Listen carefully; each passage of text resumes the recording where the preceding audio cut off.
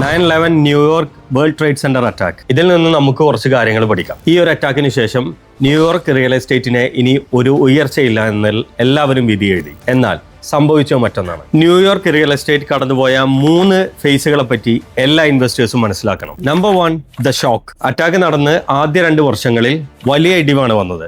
വാടക കുറഞ്ഞു, കെട്ടിടങ്ങൾ ഒഴിഞ്ഞു കിടന്നു, അതുപോലെ ആളുകൾ കിട്ടിയ വിലയ്ക്ക് പ്രോപ്പർട്ടികൾ വിറ്റു. Number 2, the rebuild. എന്നാൽ അടുത്ത വർഷങ്ങളിൽ കാര്യങ്ങളാകെ മാറി തുടങ്ങി. ഗവൺമെന്റിന്റെ സപ്പോർട്ടോടെ പുതിയ റീബിൽഡ് പ്രവർത്തനങ്ങൾ തുടങ്ങി. ഇൻവെസ്റ്റേഴ്സിനെ പതിയെ വിശ്വാസം തിരിച്ചു വന്നു.